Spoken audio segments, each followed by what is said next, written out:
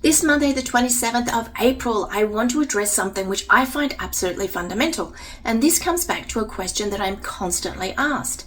When people want to move their painting to another level, when they want to improve their paintings, also when they want to move away from copying subjects, whether that be subjects of the real subject in front of them or subjects from a photo, how do you go about doing it? That's the question.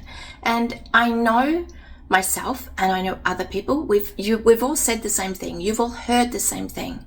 Simplify your subject. You have to simplify your subject. But how? That's another question which keeps coming back. How do I simplify my subject? How do I know what to take out? Is there a process to actually know how to do this? And there is one. So what I want to do this Monday the 27th is actually walk you through a step-by-step process that you can use for all of your paintings that will actually help simplify them. And this subject that we're going to be painting on Monday is overcrowded. It is too complex. There is too much stuff in the photo. So we have to simplify this subject in order to create a strong painting.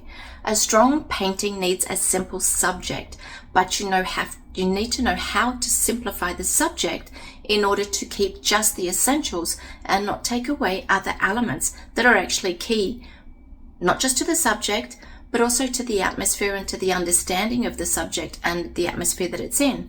So understanding how to simplify your subjects is one of these foundational keys that you can apply to every single one of your subjects.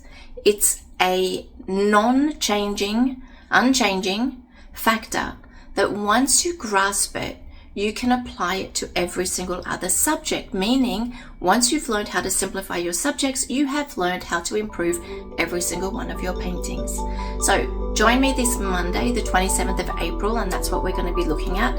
And if you wish to paint with me, it is with pleasure that I will give you a critique of your painting done during the live. And if you can't join us on Monday, just by inscribing, you will get the link for the session and you can watch the recording as many times as you like. So with that, I shall say, I'll see you on Monday.